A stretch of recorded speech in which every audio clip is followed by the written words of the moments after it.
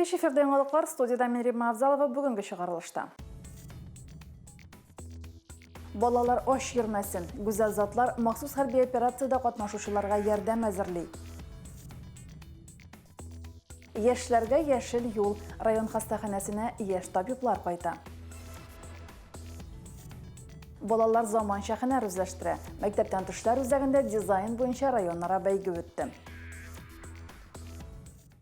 Хәзерләргә һәм башка вакыйгалар хакында тулырак юл хәрәкәте иминлеге буенча республика комиссиясының утырышы үтте.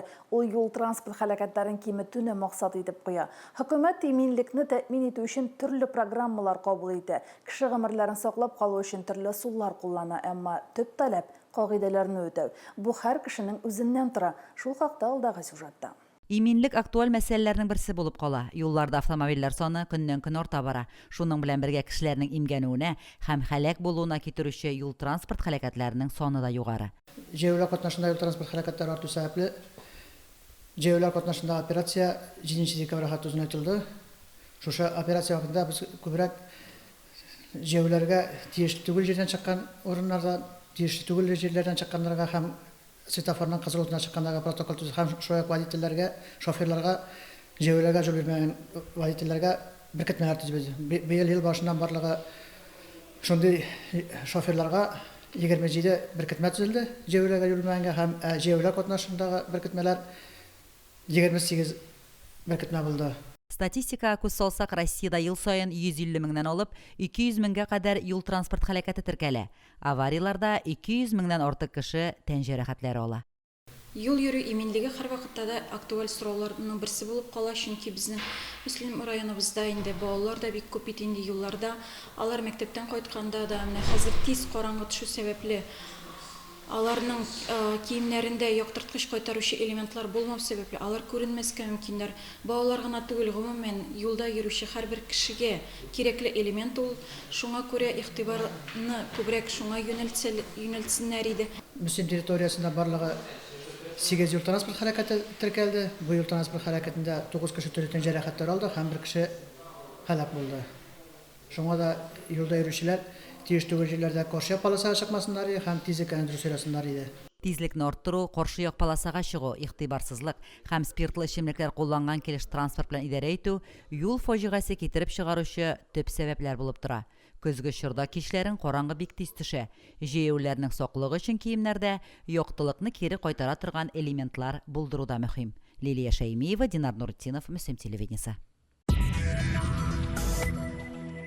Авылда эш юк. Яшьләрнең авылда калырга теләмәвен күпчелек шулай якларга тели, тик эш юк дигән фикер белән килешеп булмый.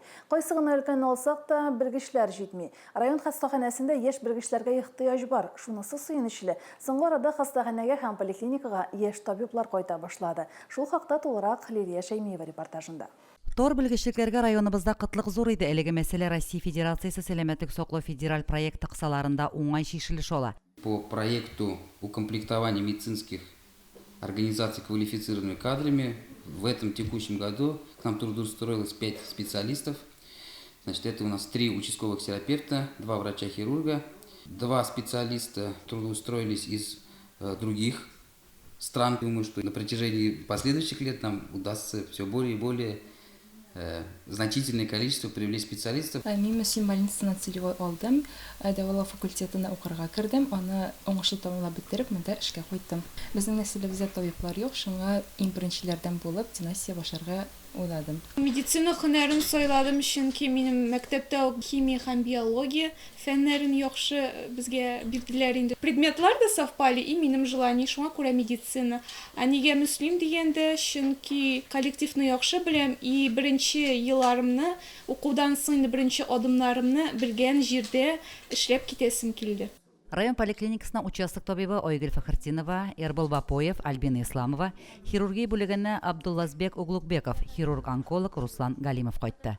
Яшь табиблар районыбызда медицина ярдәме күрсәтүнең сыйфатын яхшыртуда, үз өлешләрен кертерләр дигән ышанычта кала райондашларыбыз. Я учился в городе Чебоксар, Чувашской республики, там окончил лечебное дело. И так как у меня там друзья учились с Муслимова, они предложили после окончания университета здесь поработать. Я вот по совету друзей приехал Сейчас работаю. Год поработаю здесь. И после года хочу обратно поступить в университет. С детства мечтал быть хирургом. И в молодости оперировал сам у себя дома. Ну, куриц оперировал, лягушек. И поступил в Ростовский государственный медицинский университет. Случайно все так получилось. Через интернет искал свободные вакансии. И наткнулся, что есть здесь вакансии на ставке. В стационаре я хотел именно работать и развиваться в хирургии. И отправил документы, и так получилось. Biz indi alarga zor ümitler bağlıyız. Bizning ishonishimizni oqlasinlar edi.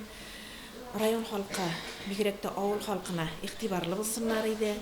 Яштәйләр кайтуы безгә, конечно, бик уңайлы. Аларның инде белемнәре, конечно, карт врачлардан алай түгел, нәкъ дигән сүз. Но хочется менә әйтергә, опыт нәбәрәт итеп, моннан китмәсеннәр дигән идем. Сер түгел, яшь белгечләрнең килүе район сәламәтлек саклау өлкәсендә кадрлар потенциалын ныгытучы һәм заманча медицина технологияларын кертүгә ярдәм итүче мөһим вакыйга булып тора. Рәхмәтле пациентлар күбрәк булсын иде. Лилия Шәймиева, Динар Нуртдинов, Мөслим телевидениесе. Мөслимләр махсус хәрби операциядә илебез тынычлыгын яклаучы егетләргә һәрдаим ярдәм итә. Шул рәвешле егетләрнең тормышын күпмедер җиңеләйтергә тели халык. Бу аңлашыла да, барысы да үзебезнеке. Бердән булганда гына авырлыкларны җиңәргә була. Соңгы вакытта хатын-кызлар тагын бер шөгыль үзләштерде. Егетләргә кичкенә мендәрләр ясый башладылар. Шул хакта тулырак Фәридә Гайнетдинова материалында. Махсус хәрби операциягә һәрвакыт актив ярдәм итүче, төрле яклап ярдәмнәр әзерләүче Балан авылының мәрхәмәтле йөрәк волонтерлар төркеме бу юлы да беренчеләрдән булып элегешкә алынды. Алар бүгенге көнгә кадәр 100гә якын мендәр ясарга өлгергәннәр. Мендәрләрне тутырыр өчен товарларны авыл кешеләре дә алып килә, Мөслимнән җибәрүчеләр дә булды. Менә шушындагы волонтер апалар үзләренең булган запасларын алып киләләр инде. Ишенә тутырыр өчен синтепоннарны менә диван ниләре, мендәрләре эшләреннән авылдан менә алып килделәр безнең. Мөмкинлек булганда, апаларның җае булганда шулай җыелабыз, бергәләп эшлибез. Әзер мендәрләрне дә баланылар аерым бер кеше өчен түгел, андагы бар егетләр өчен әзерләй. Махсус хәрби операциядагы егетләргә саклану киемнәрендә бары баланны да тегәләр. Кызлар белән җыелып, шунда мәдәни йортында тегә башладык. Та бер вакытны тукталып торды, но мен өйдә тектем инде. Һаман да өйдә тегәм. Бер костюм ныклап утырганда 4 көн тегелә. Аның материалын әзерләү, менә бу чукларын әзерләү бик узак инде. Аннары өлгеләргә беркетеп чыгарга кирәк. Шушы костюмнарым хотя бы бер җегетне булса да үлемнән саклап калса ярар дип бисмиллаларымны әйтеп тегеп утырам инде. Балан авылының мәрхәмәтле йөрәк волонтерлар төркемендә катнашучылар егетләребез өчен тәмле чәйләр дә, киптерелгән ипиләр дә, ашлар да әзерлиләр. Хәтта Илһам япа үзегенә дә 500гә якын дисплей ясап җибәргән.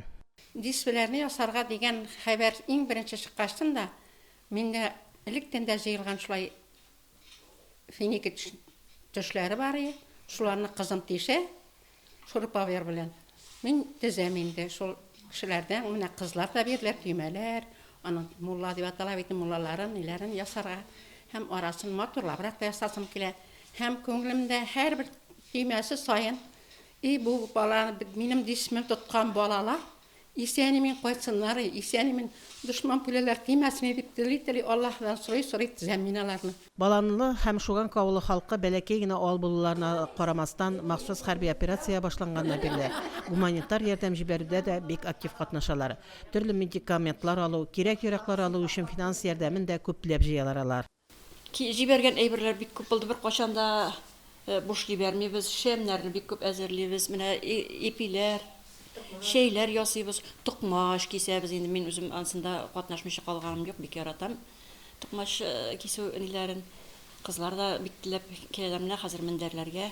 Акчалата да ярдәм итеп җибәргән кешеләр була инде. Буш җибәрмибез, Аллага шөкер. Исемле посылкалар күп төрле ярдәмнәр дә китә мәрхәмәтле йөрәк волонтерлар төркеме тарафыннан. Волонтерларның теләге бер, бар егетләрдә җиңү белән исән-сау әйләнеп кайтсыннар диләр алар. Фәридә Гайнетдинова, Динар Нуртдинов, Мөслим телевидениесе. Мөслим мөхтәсибәтендә дә хәрәкәттә бәрәкәт исемле төркем эшләп килә. Хәрәкәттә катнашучы абыстайлар махсус хәрби операциядагы егетләргә ярдәм әзерләп зата. Шәйләр киптерәләр, ашлар, шәмнәр әзерлиләр. Ярдәм заткан сайын алар егетләргә күчтәнәчләр төяп җибәрә. Шул рәвешле аналар балаларына ярдәм итәргә омтыла. Хәрәкәттә бәрәкәт төркем эшчәнлеге турында алдагы сюжетта. Район мөхтәсибәте махсус хәрби операциядагы егетләргә һәр вакыт салы ярдәм күрсәтә. Биредән адреслы ярдәмнәрдә, төрле күчтәнәчләрдә, егетләр үзләре сораган кораллар да әзерләп узатыла. Һәрберебез дә булдырылганча үзенең эшен, гамәлен кертә, кемдер ризык белән алып килә, кемдер акчалата алып килә, кемдер инде тегеп алып килә, кемдер үзенең вакытын шунда килеп сарыф итә. Һәм шуның өчен дә ихлас күңелдән безнең абыстайларыбызга, эшмәкәрләребезгә, үзләренең ярдәм бирүче кардәшләребезгә Аллаһ Тәгалә разый булсын, әҗр-савапларын насыйп итсен. Әйне кардәшләребезгә шушы җирлектә үзләренең гаиләләрен, үзләренең туганнарын калдырып, шушы җирдә безнең сугышта булган кардәшләребезгә Аллаһ ярдәм бирсен. Җәмигъ мәчетенә йөрүче хатын-кызларыбыз бу көннәрдә кичкенә мендәрләр ясый башладылар. Мендәрләрнең күпчелеген махсус госпитальләр мөрәҗәгате белән әзерлиләр. Аның исеме костышкы дип атала һәм нәкъ сөяк формасында эшләнә. Госпитальдә авыр яралылар өчен муенга куярга, шулай ук ярала тез астына аякны күтәреп кую өчен уңайлы. Шулай ук киптерелгән шәйләр, аш җыелмалары сахариларда әзерләнә. Башка кирәк-яраклар да җыела. Мөхтәсибәт тарафыннан 25 елда озак яна торган шырпылар 4000-нән артык эшләнде. Коры душлар, шулай ук 4000 дисплейләр ясыйбыз. Без инде аны хөрмәт төшләрен тишеп ясыйбыз. Алары 500-гә якын эшләнде. Пастилләр тегәбез, 14 комплект пастиль тегеп әзерләп җибәрдек. Шулай ук дарулар, шәхси гигиена әйберләре әзерлибез. Акчалата ярдәм күрсәттек. Хәрәкәттә бәрәкәт төркем эшчәнлегендә төрле авыллардан килүче абыстайлар һәм хатын-кызлар актив катнаша. Юлларның ераклыгына да карап тормыйча, алар һәр көнне мәчеткә киләләр һәм ярдәм әзерләүдә хезмәт куялар. Аллага шөкер, рәхмәт. Бүтән барай берне дә җитештерәләр, барай берне дә менә безнең егетләр сорыйлар. Маскировочный сеткаларда, маскировочный киемдә, шәмләр дә кирәк, менә аларга озак ятна торган шырпылар да кирәк, мендәрләр дә, киемнәр дә, һәрберсендә менә җитештерәләр, рәхмәт. Ашлар, сухой душлар, барысында менә җитештерәләр, рәхмәт. Бу көннәрдә мөселманнар янәдән ярдәм йөге җибәрергә әзерләнәләр. Алар арасында Җәмигъ мәчете һәм хәрәкәттә бәрәкәт төркемендә катнашучылар тарафыннан әзерләнгән ярдәм дә зур урын алып тора. Мөселманнар тарафыннан җибәрелгән ярдәм егетләребезгә кыен вакытларда ярдәм итсен. Диспе һәм дугалар кушып әзерләнгән һәр күчтәнәш аларның исән-сау кайтуына хәер-фатиха булып барсын. Фәридә Гаентинова, Динар Нуртинов, Мөслим телевидениесе. Баланлы уланда гомер итүче Фәхимә Садыкованың да уллары махсус хәрби операциядә катнаша. Быел олы улы Фәнис белән ул мәңгелеккә хушлашкан. Фәнис Садыков махсус хәрби операциядә чираттагы задание вакытында батырларча һәлак була. Фәхимә апаның аны искә алмаган көне юк. Шул ук вакытта ана йөрәге икенче улы өчен дә ут йота. Нәфис тә махсус хәрби операциядә катнаша. Фәхимә Садыкова 2 баласын махсус хәрби операциягә озаткан ана. Әни белән бала арасында күренмәс җепләр бар диюләре хактыр. Балам белән нидер булыр дип гел ут эчендә яшәдем ди Фәхимә апа. Бер нәрсә булса, күңел сизә. Аралашып торабыз, сөйләшеп торабыз. Соңгы вакытта инде башта WhatsApp белән бик тиз аралашабыз. Хәзер инде WhatsApp булмагач, язышып кына сөйләшергә туры килә инде. Күңеле яралы, йөрәге тулы ямау булса да Фәхимә апа күз яшьләрен күрсәтмәскә, кайгы хәсрәтен сиздермәскә тырыша. Авызында кан булса да төкерми диләр аның турында. Махсус хәрби операция башлану белән авылдашлар белән бергәләп шәмнәр дә ясый, шәйләр тутыра, мендәрләр ясауда да беренче ярдәм булып ярдәмгә ашыгучы олы җанлы апа ул. Ясыйбыз инде ниләр, мендәрләр, менә тегәбез инде. Волонтерлар белән дигәндә бергә. Операцияларга ярдәм итүсеннән инде аларга инде барып җитсен инде ул. Дисплейләр ясадылар инде аларга инде. Инде Ходаем сен сау кайтсыннар инде һәрбер бала. Фәхимә апа ул да һәр чарада актив катнаша. Фәхимә апа сүзләре белән әйтсәк, язмышка язылганны күрмичә, гүргә кереп булмый. Булганына шөкер итеп, булачагына өмет итеп, гаиләсенең имин, балаларының сау-сәламәт булуын сорап, Аллаһыдан өметен өзми ул. Лилия Шәймиева, Динар Нуртинов, Мөслим телевидениесе. Һәр бала әти-әнисенең яратуын тыйып яшәргә, яратуын тыйып үсәргә хокуклы. Әмма ни кызганыч, янәшә бездә төрле сәбәпләр белән ятим калган, әти-әни назыннан мәхрүм балалар да бар. Шунысы сөендерә, сабыйларга әти-әни назын, йөрәк җылысын бүләк итәргә әзер торучы гаиләләр дә бар. Күбәк авылында яшәүче Гөлнур һәм Илфар Шәйхелмардановлар гаиләсе шундыйлардан. Алар 7 баланы үз канатлары астына алган. Гөлнур һәм Илфар Шәйхелмардановлар 2 балага гомер биргәннәр. Бүген кызлары Язилә үзе гаиләле. Уллары Илнар шулай ук гаиләле. Алар икесе дә Әлмәттә гомер итәләр. Безнең 2003 елны өебез янды, шул өй янгач инде, исән-имин өйләребезне төзеп керсәк, без дә бала, 1-2 бала алып үстеребез дигән фикергә килдек.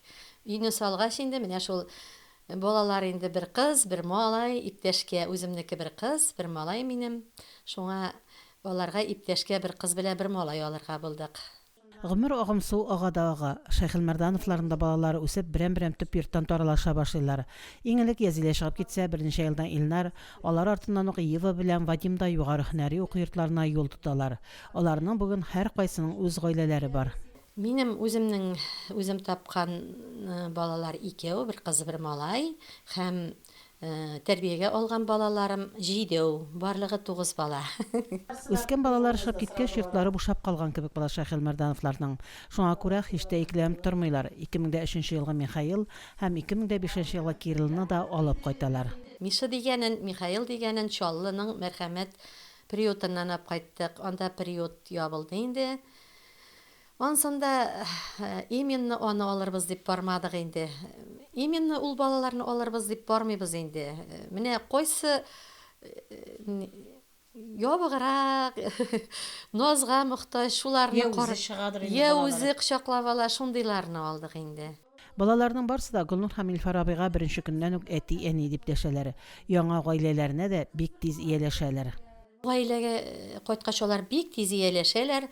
Безнең иптәшкә инде беренчеләренә үземнең кыз белән малай булды. Шулар белән дус булып инде бергә аралашып үсеп киттеләр. Алай тату үстеләр. Хәзерге сөкендә дә аралашып, кунакка кайтып, бер-берсенә кунакка йөреп, аралашып яшиләр. Аллага шөкер, безгә дә кайталар. Йорт башлыгы Илфар абый бик аз сүзле, сабыр кеше. Шушы хәтле уллар, кызлар үстерсә дә, артыгын мактана белми ул. Алай каршы килмәдем инде мин нигә. Менә өйдә күңелсез булгачтан теге Наип талдык инде. Килеп куяр багы тохшылып талажында иде. Эшләгәндә әле менә Вадимнар теге сөйләшәбез бит инде, телефоннан сөйләшкәндә. Әти эшкә йөрәттең, рәхмәт дип. Менә рәхмәтләрне әйтеп торалар инде. Төрле гаиләләрдә дөньяга килсәләр дә, тәрбиягә алынган Ева, Вадим, Михаил, махсус хәрби операциядә батырларча һәлак булган ул егет. Кирилл, Рамил, игезәкләр Әминә һәм Әмир өчен Шәйхелмардановлар йорты үз йортларына әйләнгән. Аларның һәр кайсын кайгыртып, борчылып та, шатланып та яшиләр Гөлнур ханым һәм Илфар әфәнде. Ягымлы сүзләр кирәк инде аларга, түземлелек кирәк инде.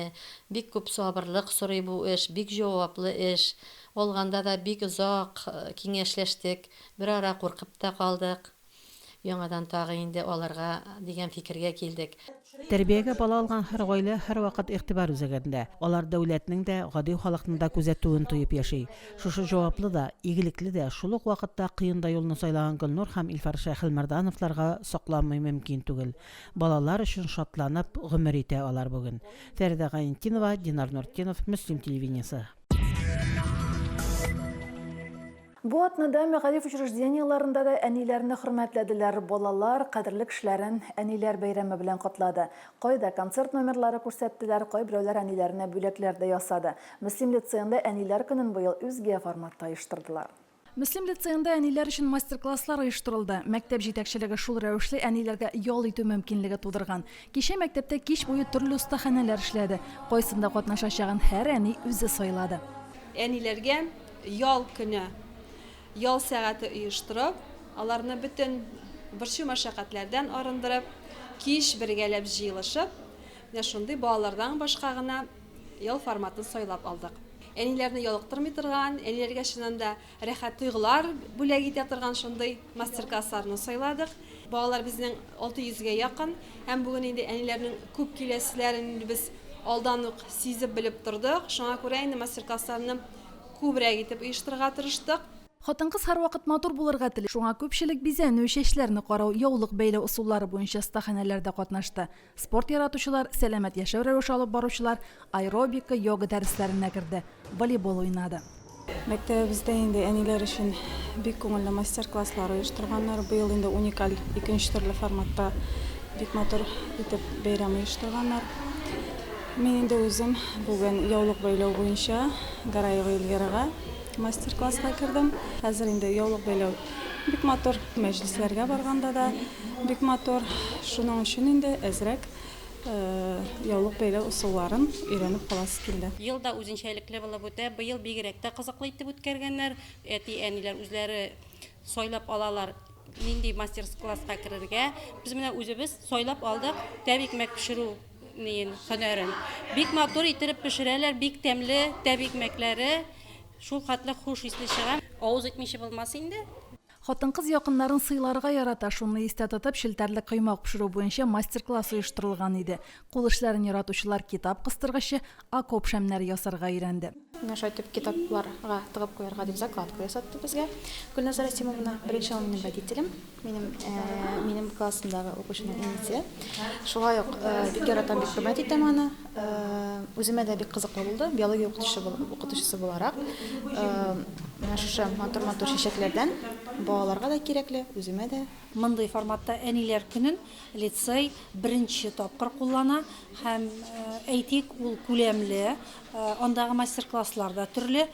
Без бит инде күбрәк ияләшкән әниләр бер классныкы, бер сыйныфныкы җыелып бергә бәйрәм итәбез. Ә менә монда сыйныфлар белән аерылмый бәйрәм, мастер-класслар белән аерыла.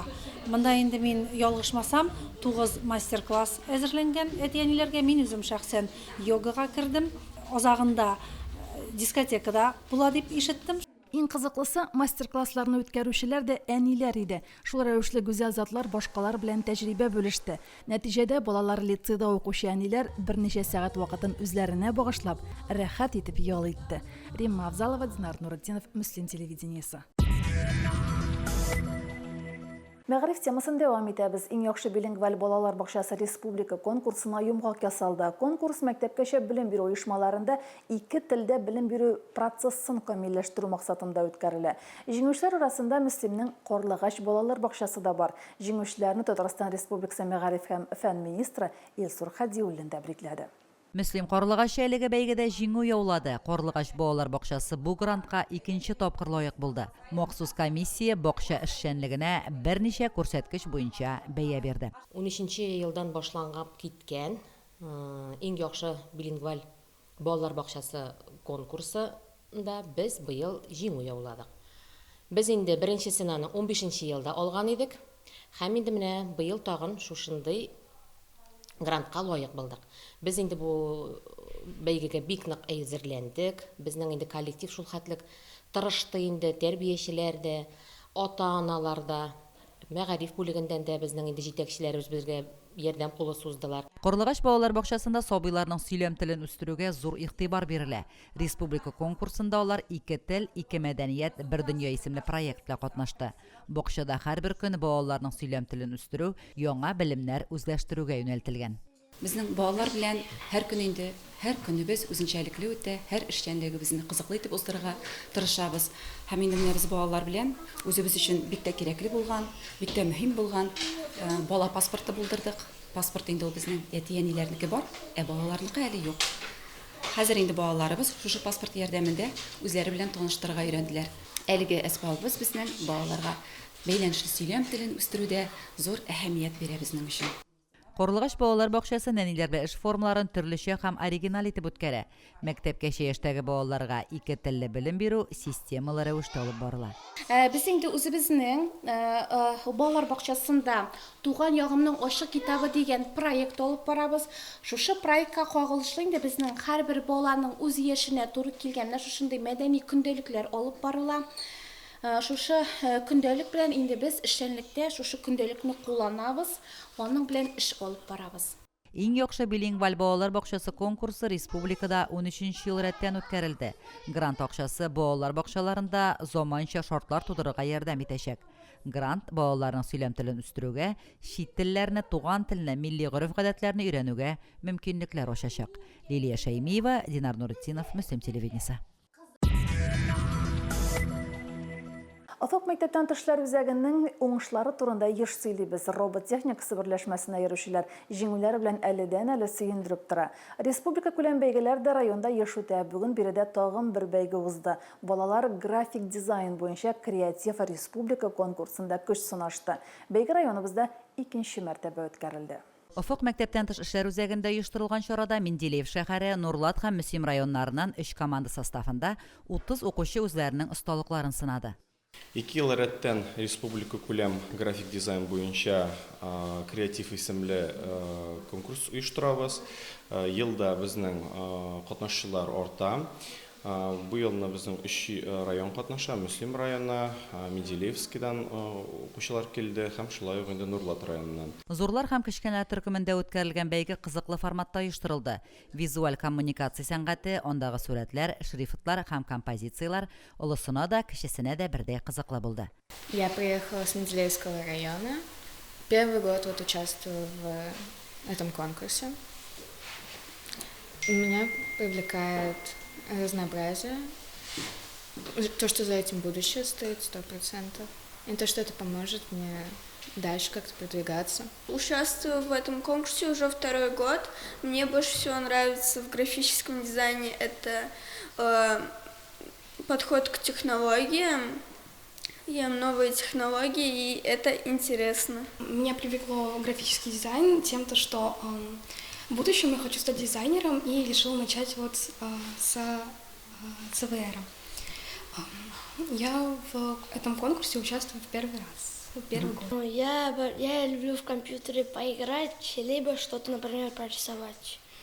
Вот на данный момент мы рисуем разные, например, разные роботы или что-то такого подобное. Кто-то рисует на ручкой электронной, а кто-то просто контурами это обрисовает. Просто моделями сразу ставит и рисует. Күпләр өчен әлеге шөгыльләре киләчәккә бер юнәлеш булып тора. Укучыларның күбесе график дизайн буенча укуларын да дәвам итәргә тели. Текст, формалар, төсләр, фотографиялар һәм символлар белән кирәкле мәгълүматны аудиториягә җиткерү өчен эшләүче дизайнер һөнәренә киләчәктә аеруча зур ихтыяҗ булыр төсле. Лилия Шаймиева, Динар Нурытдинов, Мөслим телевидениесе. Бүгенге шулар, мин Римма Авзалова сезнең белән сау буллашам. Барлык әниләрне дә бәйрәмнәре белән тәбриклим. Балаларыгызның игелеген күреп яшәргә язсын. Исән-имин булыгыз.